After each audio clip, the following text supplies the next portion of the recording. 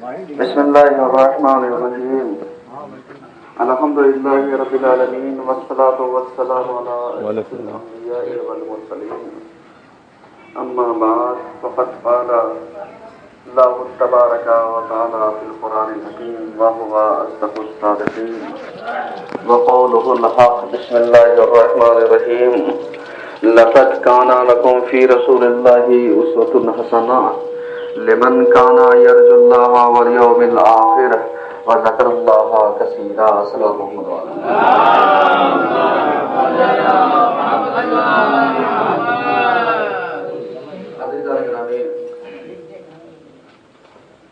आज के पहले खुतबे में सिलसिले मबाहिस को आगे बढ़ाते हुए हमने आपकी खिदमत में अर्ज किया था कि रसूल इस्लाम की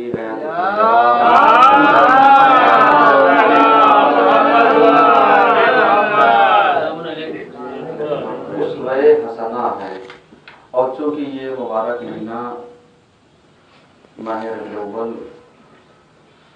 का चल रहा है और इस माह मुबारक रबीउल अव्वल में उन्वान बदल दिया गया था और इस हवाले से हमारी गुफ्तगू चल रही थी कि हफ्ते वहदत 12 रबीउल अव्वल से लेकर के 17 रबीउल अव्वल की जो पूरा रसूल अकरम की ज़ात गिरामी का विलादत का मौका है, तो इस उसमें यानी हम सबको इत्तेहाद का ख्याल रखना चाहिए, हफ्ते वहदत मनाना चाहिए। लेकिन बहुत सारे लोगों ने इस हफ्ते वहदत की जगह हफ्ते बराअत का इस्तेमाल किया। अब ये देखना पड़ेगा क्या वाकई ये सही है, सही नहीं है। इस हवाले से हमारी गुफ्तगू चल रही है कि कुरान कहता है लक़द काना लकुम फ़ी रसूलिल्लाहि उस्वतुन हसना, कि देखो रसूल इस्लाम तुम सब के लिए उसवे हसना की हैसियत रखते हैं, बेहतरीन नमूने अमल है, बेहतरीन आइडियल है। लिमन काना यरजुल्लाह, जो शख्स इस चीज़ की तलब रखता है, उम्मीद रखता है, वल यौमिल आखिर, और क़यामत के दिन के ऊपर यकीन रखता है, व ज़करल्लाह कसीरा, तो उसे चाहिए कि ज़्यादा से ज़्यादा क्या करे, ज़िक्र इलाही करे।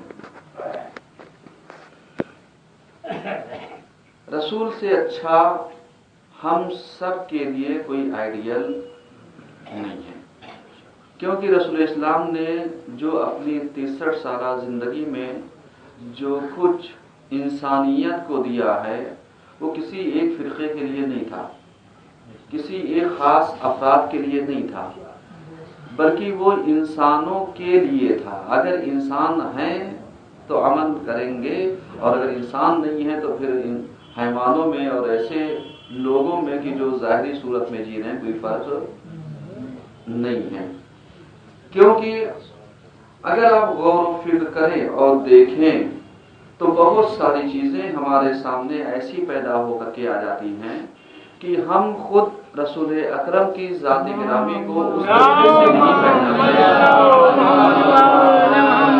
जिस तरीके से पहचानना चाहिए, जिस तरीके से ईमान और यकीन रखना चाहिए कि रसूल इस्लाम ने किस कंडीशनों के ऊपर कौन कौन से अमलियात, कौन कौन से अखलाकियात के पहलुओं को मद्देनजर रख करके बेहतरीन अखलाक का मुजस्समा पेश किया है, ये हमारे सामने होना चाहिए।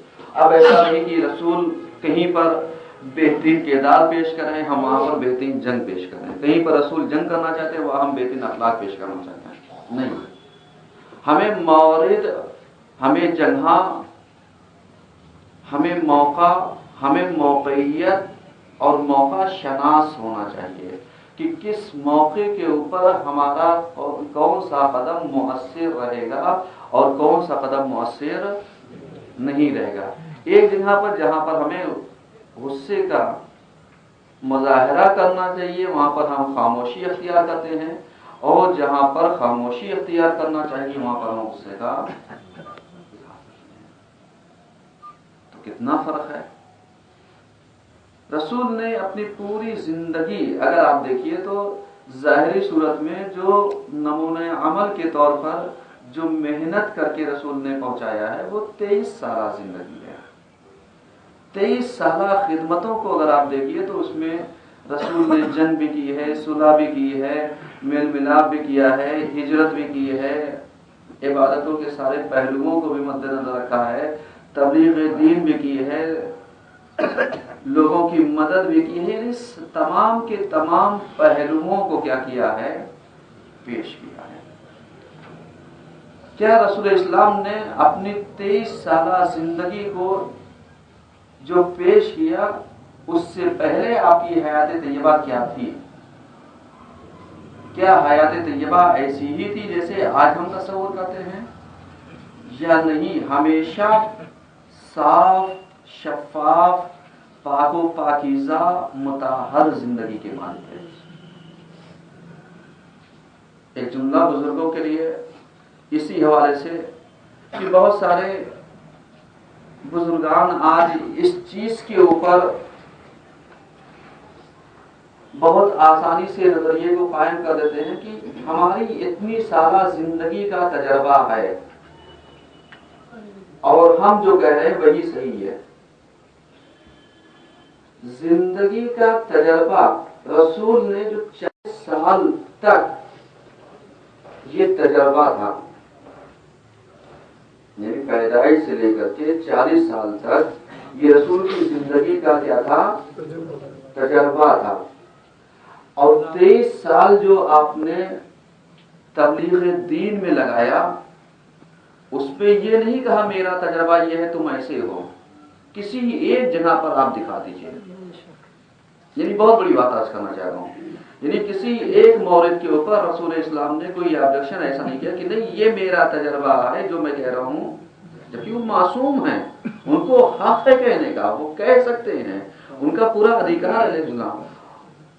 کیوں؟ اس لیے کہ وہ آئیڈیل بن کر کے آئے ہیں اور ان کی زندگی پاک ہے، مطہرات ہے، اور ان کی زندگی جو ہے وہ وہی کے سائے میں چل رہی ہے، وہی کے سانچے میں ڈھلی ہوئی ہے. اور ہماری زندگیاں تو ہم تجربہ کریں، تجزیہ کریں اپنی زندگی کا کہ جو ہمیں تجربہ حاصل ہوا ہے کیا یہ واقعی ہے، اسلام کے مطابق ہے یا اسلام کے منافی ہے. اگر اسلام کے مطابق ہے تو بہت اچھا، اور اگر اسلام کے منافی ہے تو آپ اس کو کیا کریں؟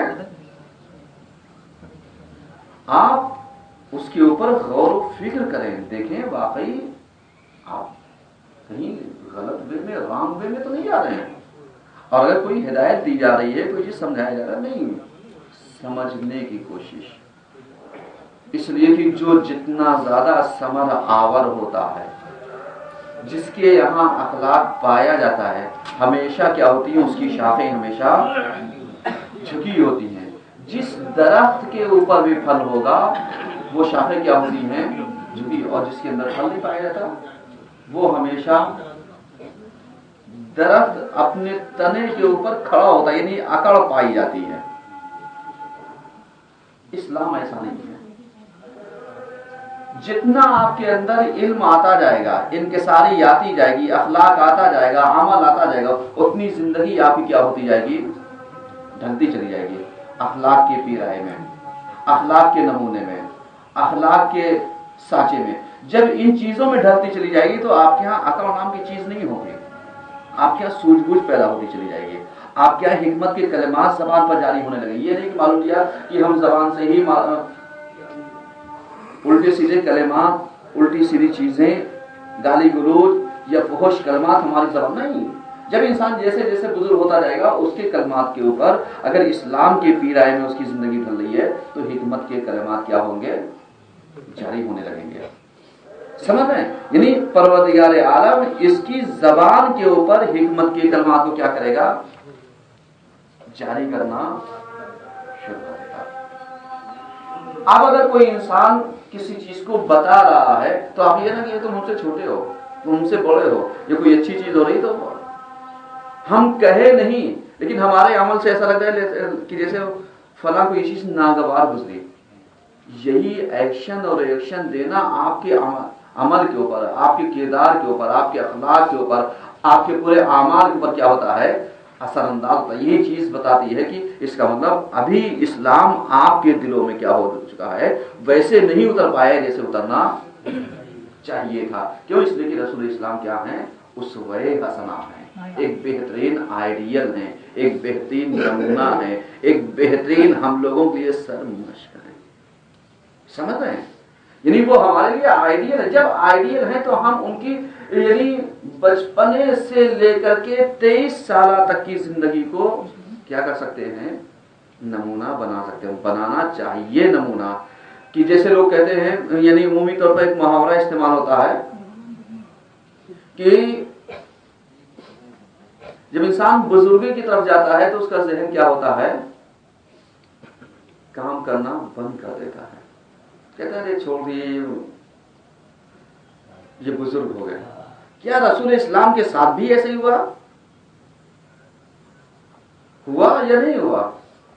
نہیں ہوا. اس کا مطلب اگر اسلام کے سانچے میں، اسلام کے پیراہے میں اگر آپ کی حیات طیبہ ہے، آپ جتنے بھی بزرگ ہو جائیں، جتنے بزرگ ہوں گے اتنے ہی بردبار آپ کو ہونا چاہیے، اتنا ہی علم آپ کے اندر آنا چاہیے، اتنا ہی آپ کو حلیم ہونا چاہیے، اتنا ہی آپ کو صبور اور شکور ہونا چاہیے.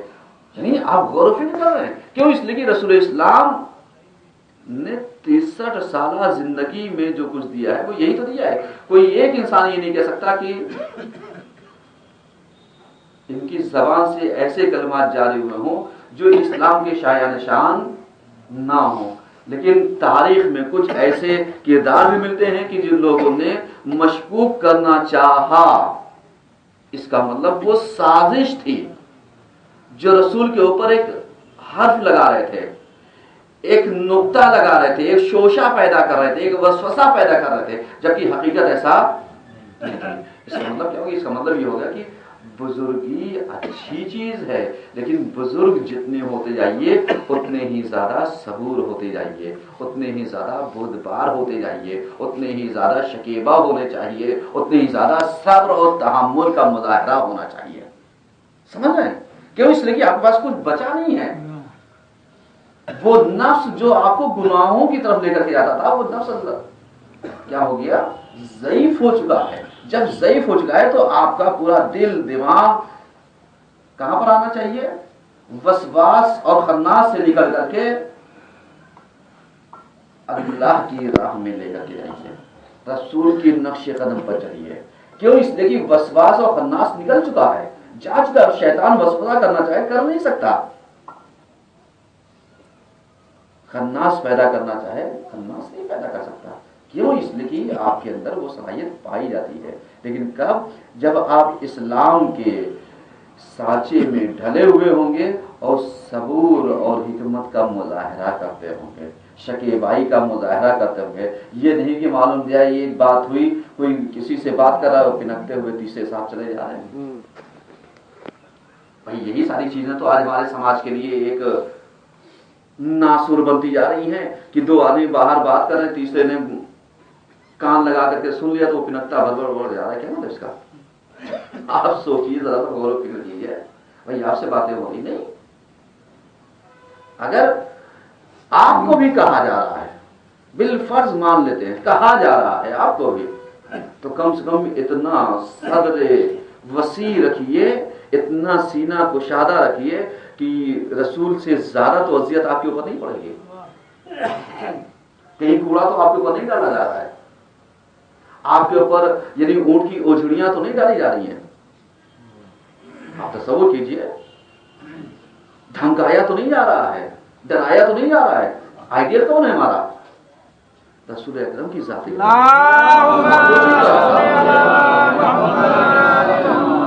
جب رسول اکرم کی ذات گرامی ہمارے لیے آئیڈیل ہے تو ہمیں صبور ہونا چاہیے. کیوں؟ اس لیے کہ اگر ہم ان چیزوں کو تحمل کر لیتے ہیں تو آپ جانتے ہیں آپ کا اجر کیا ہے. اتنی باتیں کہنے کے بعد نتیجہ دے رہا ہوں، اگر کسی غلط بات کو آپ برداشت کر لیں، صبر و تحمل کا مظاہرہ کریں، تو آپ جانتے ہیں مجاہدین اور قائدین کے ساتھ آپ کا شمار ہوتا ہے. اتنا اجر ہے. لیکن صبر و تحمل کہاں؟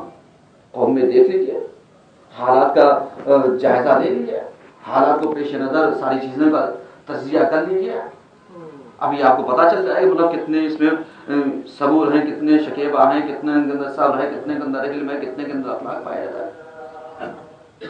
آپ غور و فکر کریں، کیوں؟ اس لیے کہ یہ ہفتہ مہینہ جو ہے ربیع الاول کا آج آخری جمعہ ہے، یعنی اس ماہ کا۔ آپ غور و فکر کریں، اور اس ماہ سے اگر ہم کچھ سیکھ نہ پائیں تو بیکار ہے ہمارے لیے۔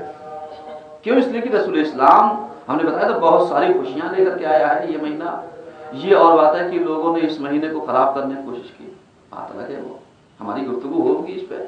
لیکن آپ غور و فکر کریں کہ رسول کی حیات طیبہ کو ہمیں اپنے اندر کیا کرنا ہے؟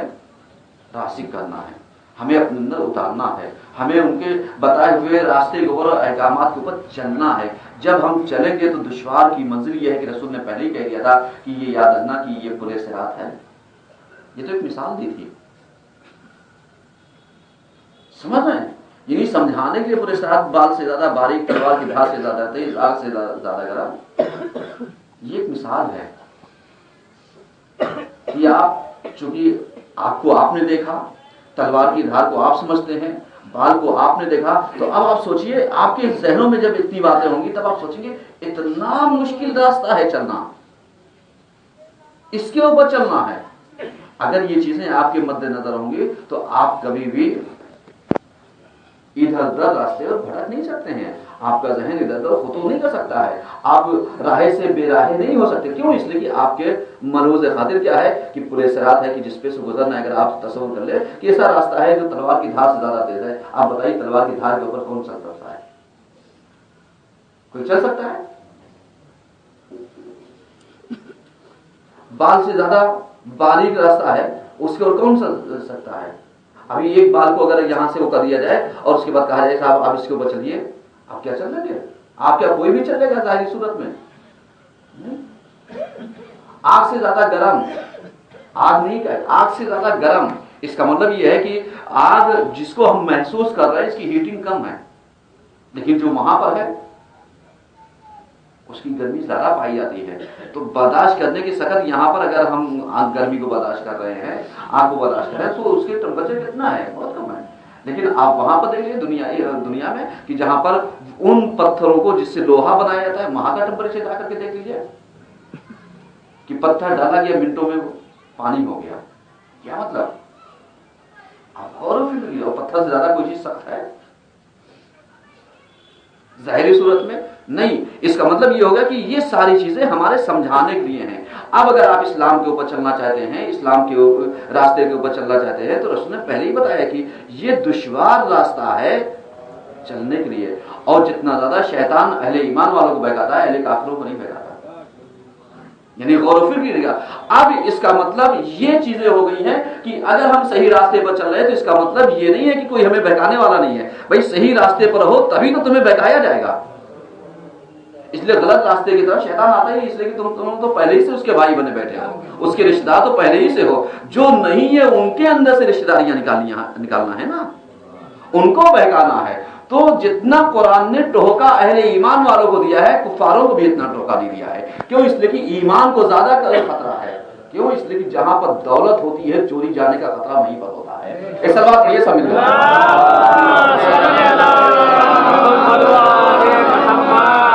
رسول اسلام ہم سب کے لیے آئیڈیل بن کر کے آئے تھے، اور ہم سب کو ویسے چلنا چاہیے جیسے رسول اسلام چل رہے تھے۔ اعوذ باللہ من الشیطان الرجیم، بسم اللہ الرحمن الرحیم۔ ان اللہ وملائکتہ یصلون علی النبی یا ایھا الذین آمنوا صلوا علیہ وسلموا تسلیما۔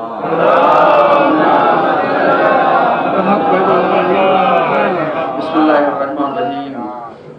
والعصر ان الانسان لفی خسر الا الذین آمنوا وعملوا الصالحات وتواصوا بالحق وتواصوا بالصبر۔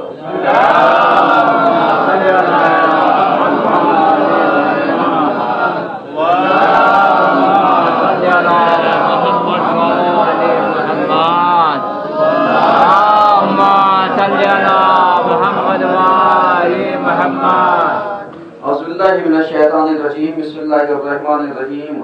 الحمدللہ رب العالمین والصلاة والسلام علی اشرف الانبیاء والمرسلین، اما بعد فقد قال علی علیہ السلام इन्नमा अंता अददु अय्यामिन फकुल्लु यौमिन यमज़ी अलैका यमज़ी बिबाज़िक सल्लल्लाहु अलैहि वसल्लम।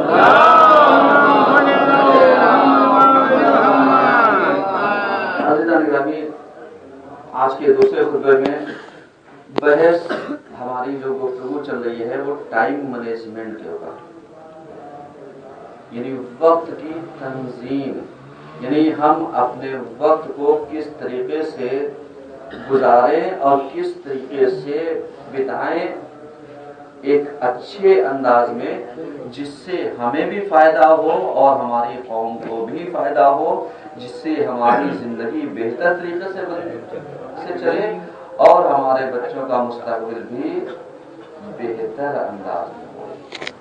यानी इस तरीके से आप चलें टाइम मैनेजमेंट करके, इससे आपको फायदा होगा, इससे आपको नुकसान होने वाला नहीं। टाइम मैनेजमेंट क्या है? जब हमारे इमाम से पूछा गया तो इमाम ने कहा, चूंकि तुम्हारे पास गिने चुने दिन हैं, तुम्हारे पास गिने चुने दिन हैं, इन्नमा अंता अददु अय्यामिन, गिने चुने दिन हैं, फकुल्लु अय्यामिन यमज़ी अलैका, यानी ये गिने चुने दिन ऐसे बीत जाएंगे कमा यमज़ी बिबाज़िक, जैसे बहुतों के हाथों से ये वक्त क्या हो है निकल चुका है, वैसे तुम्हारे हाथों भी निकल जाएगा और तुम कफे अफसोस मलते रह जाओगे। आप ईमानदारी से बताइए, जैसे मिसाल दे रहा हूं, इल्म हासिल करने का जमाना कब से है?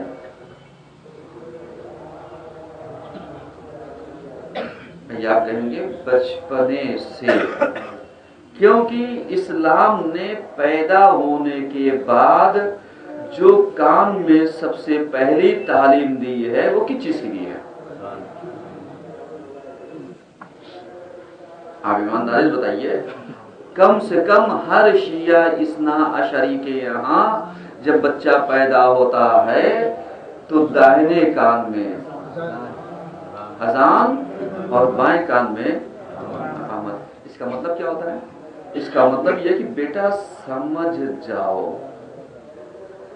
चूंकि तुम सुन सकते हो समझ नहीं सकते हो, लेकिन हम तुम्हें सुना रहे हैं, समझ रहे हैं, यानी हम बता रहे हैं कि तुम जिस मजहब के ऊपर आए हो, जिस फितरत के ऊपर तुम पैदा हुए हो,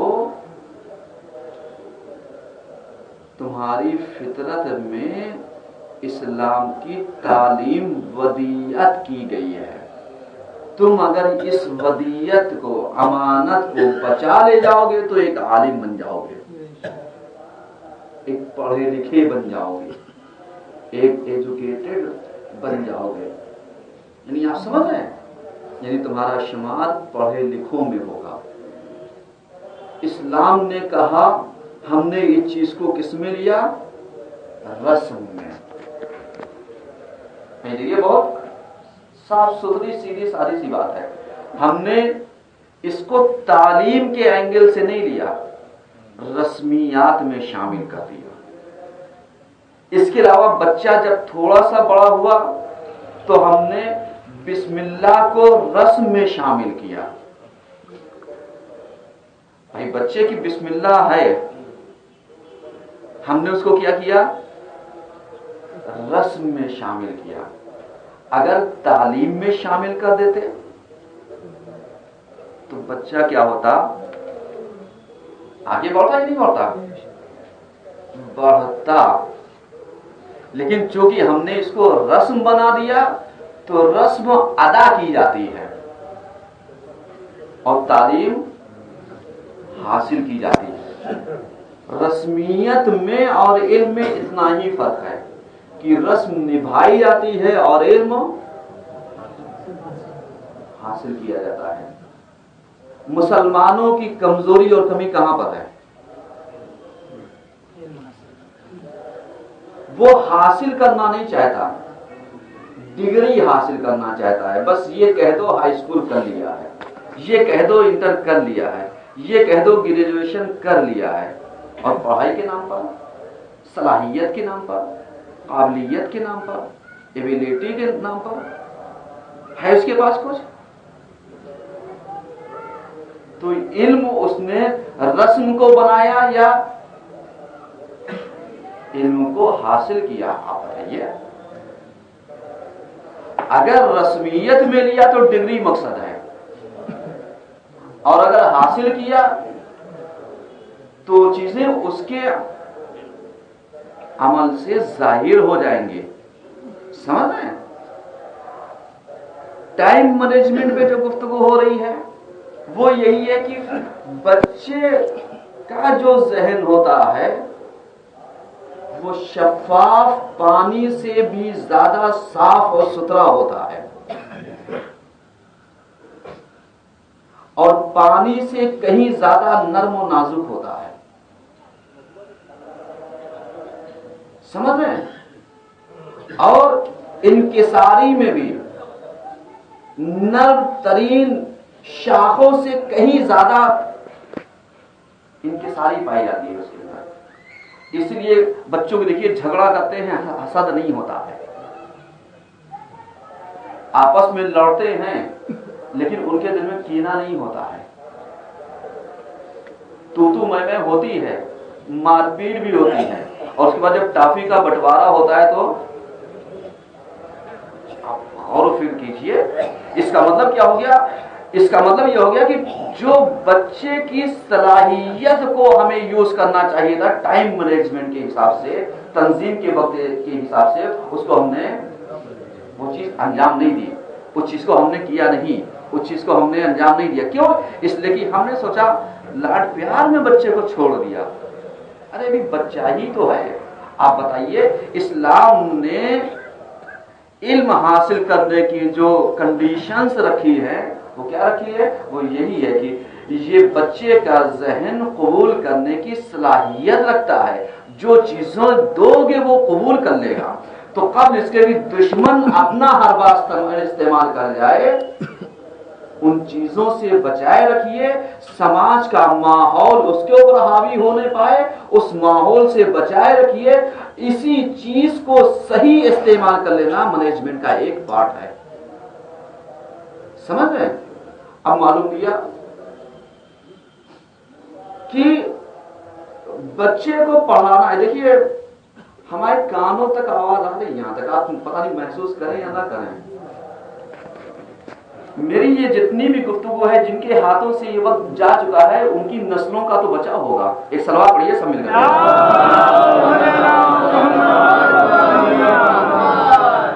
तो बहरहाल जो चीजें बताई जा रही हैं, कभी भी टाइम को सही इस्तेमाल कर लेना, ये अक्लमंदी है।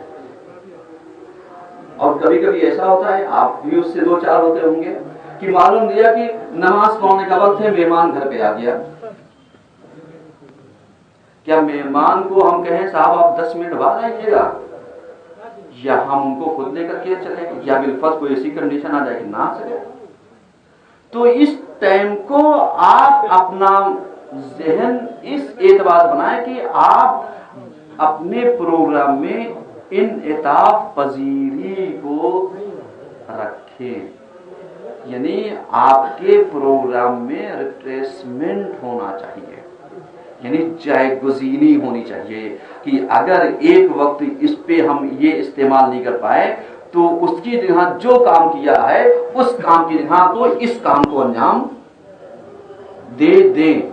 इसे कहते हैं टाइम रिप्लेसमेंट। समझ रहे हैं? यानी टाइम को एक की जगह पर दूसरी जगह को अंजाम देना, दूसरी जगह पर उसी काम को ला करके रख देना।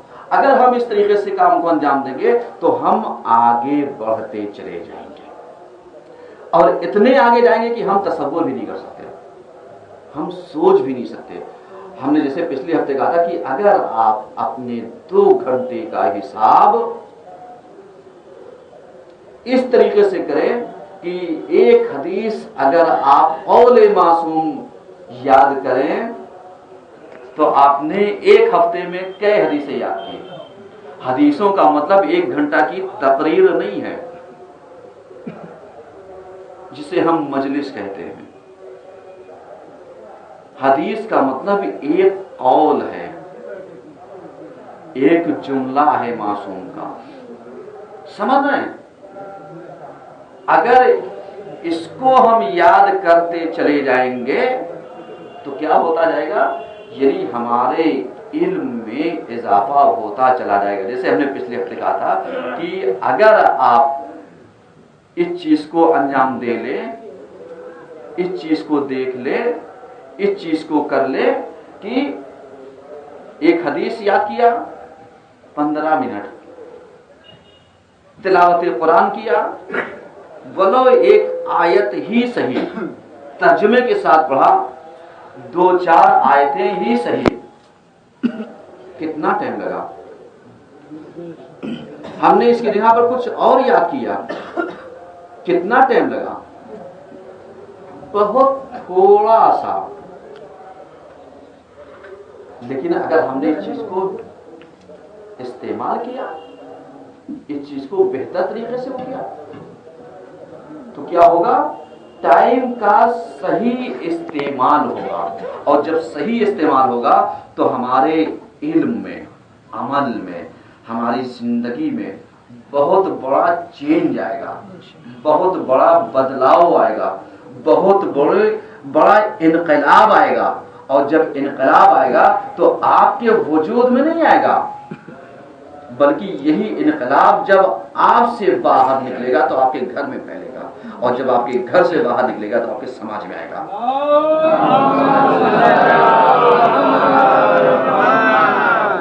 समझ रहे? यानी ये टाइम मैनेजमेंट के हिसाब से। और उसके बाद टाइम के ऊपर, क्योंकि हर चीज का अपना वक्त होता है, वक्त के ऊपर क्या करना है? आज जो हालात चल रहे हैं, थोड़ी सी गुफ्तगू टाइम के ऊपर ही कर लेते हैं। आज जो हालात चल रहे हैं, इन हालातों के ऊपर अगर आप तज्जिया निगारी करें और तहलील करें तो आप ये देखेंगे कि आने वाले जमाने में मीडिया, खासतौर से ये BBC वगैरह, ये इतने बदबख्त बिके हुए चैनल हैं कि ये आने वाले जमाने में भी शिया सुन्नी को नामों से मंसूब कर देंगे। मतलब किस एतबार से कि अगर पिस्ता ईरान का है तो शिया पिस्ता हो जाएगा, खजूर सऊदिया की है तो खजूर सुन्नी हो जाएगी। यानी ये इस हिसाब से थिंकिंग इनकी चल रही है कि एक एक चीजों को बिल्कुल वैसे ही जैसे किसी ने सोशल मीडिया पर बहुत अच्छा कमेंट किया था कि मालूम दिया कि बकरा जो हो गया वो मुसलमान हो गया और गाय जो है वो हिंदू हो गया। क्या मतलब? तसव्वुर कीजिए, ये एक मेंटालिटी नहीं बनाई जाए तो क्या है? और आप जानते हैं, अभी करीब परसों मेरी नजर से एक जुमला और मेरे मौला के एक पेशन गोई गुजरी। मौलाए कायनात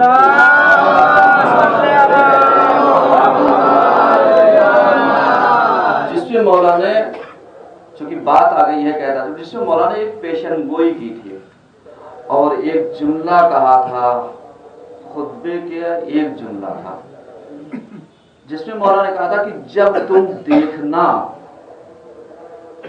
कि अरब के अकाबिरों में से कोई एक शख्सियत, अकाबिर कहते हैं बुजुर्ग शख्सियतों को, में से कोई एक शख्सियत हुक्म के यानी हाकिम के दबाव में उस शख्सियत को कत्ल कर दिया जाए तो समझ लेना कि उस हुकूमत का जवाल शुरू हो गया है।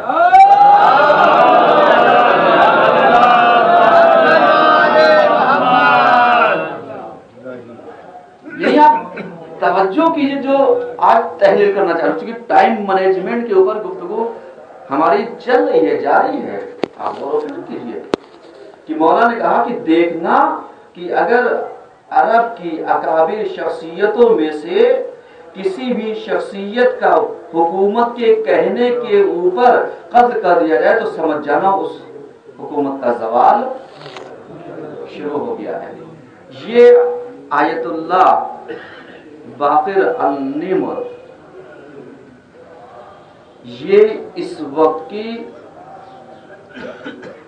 بہترین انقلابی شخصیت تھی۔ آپ جانتے ہیں ان کا قصور کیا تھا؟ ان کی خطا کیا تھی جس سے میڈیا نے تو بہت کچھ کہہ دیا، اور قاعدے سے تو یہاں پر ایک یوم دعا کا پروگرام ہونا چاہیے تھا، لیکن بہرحال آپ تشریف رکھیے گا، ابھی اس کے بعد جمعے کے بعد مجلس ہوگی یوم دعا اور یوم مجلس سے ترحیم کے حوالے سے، تاکہ جو شہید ہوئے ہیں خاص طور سے یہ آیت اللہ اور ان کے چند ساتھی، سب کی بات میں نہیں کہتا، شاید اکا دکا ان کی بہترین ساتھیوں، بقیہ تو ان لوگوں نے حرج مرج کر دیا، ملا دیا ہے، تاکہ لوگوں کو بدنام کر سکیں کہ دیکھو ان کا تعلق ان سے تھا، ان کا تعلق ان سے تھا، ان کا تعلق ان سے تھا۔ چونکہ کبھی بھی دشمن جب گیم کھیلتا ہے تو صحیح اور غلط کو ملا کر کے کھیلتا ہے۔ جب تک صحیح غلط ملے گا نہیں، تو اگر غلط ہی رہے گا تو وہ تو بالکل کلیئر ہے، اور اگر صحیح رہے گا وہ بھی کلیئر ہے، اس میں ملا دو تاکہ آنے والے زمانے میں لوگ فیصلہ نہ کر پائیں کہ آیا یہ صحیح تھے یا آیا وہ صحیح تھے، آیا ان کا تعلق کس سے تھا یا ان کا تعلق کس سے تھا۔ آپ جانتے ہیں یہ آیت اللہ باقر النمر جو تھے یہ سن 1959 میں پیدا ہوئے اور ایک علمی گھرانے میں پیدا ہوئے، سمجھ رہے ہیں، اور ان کی شخصیت ایک انقلابی تھی۔ ان کی چند مانگیں تھیں۔ مانگیں کیا تھیں؟ سب سے پہلی مانگ جنت البقیع کی تعمیر کا مطالبہ کیا تھا۔ رسول کی بیٹی کا حق ہی تو مانگا تھا۔ الفاظ بدل دے رہا ہوں، بہت سارے لوگوں نے ابھی اس سے پہلے جو پروٹیسٹ وہاں پر یعنی پھول باغ میں ہوا تھا، وہاں پر جتنے بھی مقررے تھے، چونکہ موقع بہت کم تھا، جتنے مقررے تھے وہ یہ تھا کہ انہوں نے جنت البقیع کی تعمیر کی تھی۔ ایک نان مسلم کیا جانے جنت البقیع کیا ہے؟ بہت بڑی بات کہہ رہا ہوں بھائی، انہوں نے جنت البقیع کی تعمیر کا مطالبہ کیا تھا، اب غیر مسلم کیا جانے جنت البقیع کیا ہے؟ آپ یہ بتائیے، جس مسلمان کا ہم کلمہ پڑھتے ہیں اس کی بیٹی کے مزار کو اٹھا دیا ہے، اس کی تعمیر کا مطالبہ کیا، تو یہ مجرم ہیں۔ اگر ایسے بتلاؤ گے تو لوگ تمہارے ساتھ ہوتے چلے جائیں گے۔ یعنی آپ غور و فکر کیجیے کہ جس رسول کا ہم کلمہ پڑھتے ہیں اس کی بیٹی کے انہوں نے مزار کو اٹھایا ہے اور اسی کی تعمیر کا مطالبہ کیا، یہ مجرم ہے؟ القاعدہ سے ان کا تعلق ہے، دہشت گردی سے ان کا تعلق ہے۔ آپ غور و فکر کیجیے صاحب، نہیں، آپ جا کر یہ پڑھیے گا، یہ جو آل سعود ہے، یہ سعود نامی گنڈا بدماش تھا، یہ بہت بڑی وقت نہیں میں تحریر کروں، یعنی یہ جو ترکیہ ہے، ٹرکی کنٹری جو ہے، اس میں جب حکومت عثمانیہ چل رہی تھی سن 1925 سے پہلے کی بات بتا رہا ہوں، حکومت اسلامیہ اتنی مضبوط مسلمانوں کی حکومت تھی کہ مطلب کوئی اس کے مقابلے میں نہیں تھا۔ تو یہ جو سعود تھا یہ تھا کمبخت یہودی، اور اس کی عربی بہت اچھی تھی، تو اس نے سوچا ہم حکومت کیسے کر سکتے ہیں۔ اس نے کیا کیا، وہاں پر ایک وہ کیا کہ ارے تم لوگ زبردستی کر رہے ہو، حکومت اسلامیہ سے نکل کر کے اور ہم لوگ سعودیہ کا بٹوارا کرتے ہیں، اس لیے کہ یہ تو غیر عرب ہے، عرب اور عجم کی تضاد کو پیدا کیا، یہیں سے جھگڑا پیدا کیا، اور اس کے بعد آ کر کے سعودیہ میں اس لیے انہیں آل سعود کہا جاتا ہے۔ جا کر کے پڑھیے گا کہ جو ان کی نسل چلتی چلی آئی ہے یہ اس سے ہی آئے ہیں، تو یہ تو پوری گنڈا موالی خاندان تھا ان کا۔ جا کر کے میں نہیں کہہ رہا ہوں، آپ جا کر کے گوگل وغیرہ سرچ کیجیے گے، میری آواز نہیں کہ یہ مولانا نے کہیں سے الزام لگا دیا ہے، الزام نہیں لگایا جائے، یہ پوری ہسٹری پڑھی ہے، یہ ساری چیزیں تحقیق کیجیے کہ ان کا تعلق کیا تھا۔ اب گنڈے موالیوں کے خاندانوں سے اور کیا توقع کی جا سکتی ہے کہ وہ رسول کے مزار کو بھی ڈھائیں گے؟ ورنہ آپ بتائیے اس سے پہلے رسول کا مزار ڈھایا گیا ہو تو آپ بتا دیجیے، چاہیے غور کیجیے گا رسول کے مزار کو کب ڈھایا ہے۔ یہ جب سعود نام کے हुकूमत यहाँ से शुरू हुई है, तब जाकर के रसूल के मज़ार को, उसके बाद यानी इनके बीवी के मज़ार को, जिसे हम जन्नतुल बकी कहते हैं, तब ढाया गया है। तो इसका मतलब साजिश इनकी पुरानी थी, दुश्मनी इनकी पुरानी थी। ये मुसलमान सुनना नहीं, ये आज सुन्नी शिया ज़बरदस्ती मीडिया पेश करी, न वहाँ झगड़ा सुन्नियों का न शियों का है, किसी का नहीं है।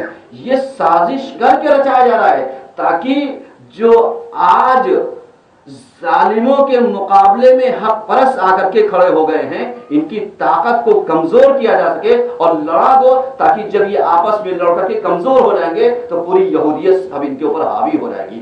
ये साजिश रची जा रही है जिसको आज मुसलमान नहीं समझ पाते।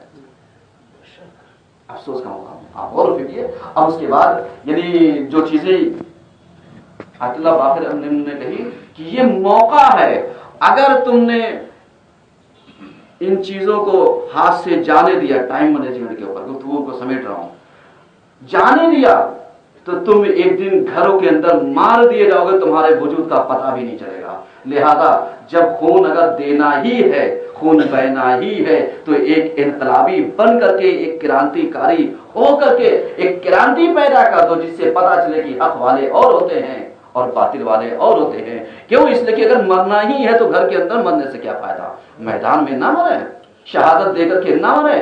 और ये जालिम के बस में कुछ है ही नहीं है, इसलिए कि ये सिर्फ इतना कर सकता है कि हमें मार दे सकता है। तो इसके आजिज़ी इतनी ज्यादा है कि इसने ये छेड़ करके अपनी हुकूमत को दावत दे दी, आज नहीं कल, कल नहीं परसों इंशाअल्लाह। जैसे सद्दाम के दौर को हमने गिरते हुए देखा है, वैसे ही इस सऊदिया के भी को हम गिरते हुए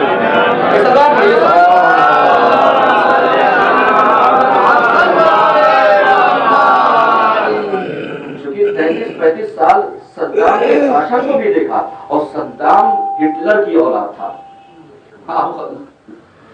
गौर कीजिए, जाइए पढ़िए,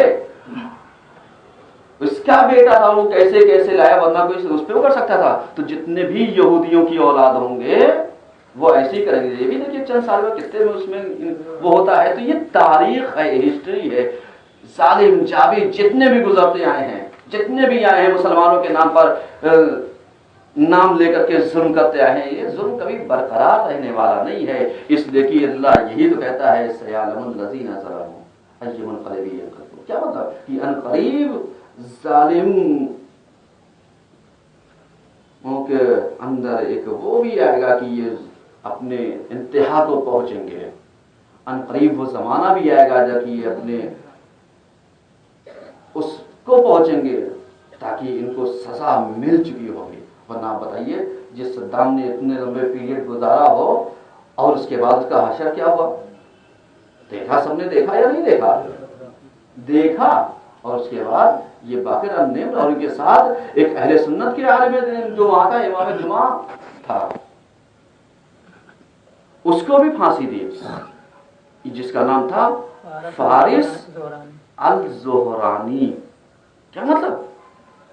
आप गौर कीजिए, यानी सुन्नी और शिया आलिम दीन को कत्ल करके ताकि ये आपस में लड़ें। तो इसका मतलब इस हुकूमत का ताल्लुक न सुन्नी से न शिया से है। और फिक्र कीजिएगा जाकर के, सोचिएगा, जितने भी आपसे मिले आप उनको हकीकत बताइए। क्योंकि इसलिए कि जिसके हाथ में हुकूमत होती है, जिसके हाथ में सारी चीजें होती है, वो किसी को भी कुछ करके पेश कर सकती है, वो किसी को कुछ करके। भाई आप बताइए कि अगर इनका ताल्लुक दहशतगर्दों से था या ये अलकायदा के लीडर थे, तो अलकायदा जब शुरुआत में ओसामा बिन लादेन का नाम आया था, तब इनका नाम क्यों नहीं खुल करके आया? तभी देना चाहिए था कि साहब जहां पर ओसामा का नाम था वहां पर ये भी थे, जहां पर मुल्ला उमर था वहां पर ये भी थे, जहां पर फला थे वहां पर ये भी थे, जहां पर ये भी था वहां पर वो भी थे। ये क्यों? इसलिए कि अलकायदा आज की थोड़ी बनी है। इसका मतलब ये है कि ये साजिश है। लीडर वो नहीं होता जो आज आया और लीडर बन गया। अगर यही इल्जाम लगाना था, ब्लेम करना था, तो ये जंग तो 2000 से चल रही है और उससे पहले से चल रही है। तो उससे पहले चल रही, तब क्यों इनका नाम पेश किया गया? इनका नाम 2012 के बाद जब इन्होंने आवाज उठाई अक्टूबर 2012 में, तब क्यों किया? और उनको गोली मार करके ही, यानी आप देखिए, जख्मी किया गया था और इनको अरेस्ट किया गया और ऐसे ऐसे ऐसे ऐसे सारी चीजें। क्या मतलब? इसका मतलब ये है कि ये साजिश है दुश्मन की। आप इसको बचाए रखिए, होशियार रहिए। सुन्नी शिया आपस में लड़ाने की साजिश है, इसमें आपस में तैश में ना आइए, बहुत सूझबूझ से। चूंकि मीडिया वाले इस चीज को ہمارے جذبات کو بھڑکا رہے ہیں۔ اگر آپ مبارک ٹائم دیکھیے تو اس میں معلوم دیا شیعہ و سنی کون ہوتا ہے، کلیئر کیا، اس میں معلوم دیا امام حسن امام علی کو ایک سازش۔ اس کے بعد کسی اردو پیپر نے لکھ دیا کہ صاحب جتنا بھی یعنی ایران میں جتنے بھی سنیوں کو مبلغوں کو پھانسی دی جا رہی ہے اور یہ کیا جا رہا ہے، جبکہ آپ جا کر کے دیکھیے کسی ایک مبلغ سنی کو پھانسی نہیں دی گئی وہاں۔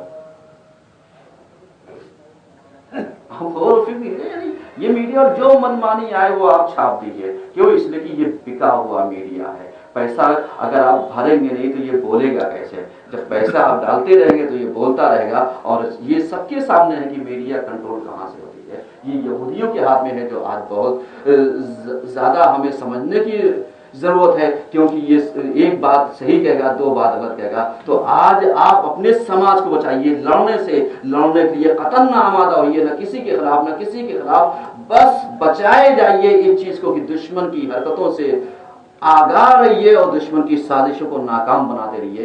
یہی ٹائم مینجمنٹ کا سب سے اچھا میسج ہے کہ خود آگاہ رہیے اور دوسروں کو آگاہ کریے۔ اعوذ باللہ من الشیطان الرجیم، بسم اللہ الرحمن الرحیم، ان اللہ وملائکتہ یصلون علی النبی یا ایھا الذین آمنوا صلوا علیہ وسلموا تسلیما۔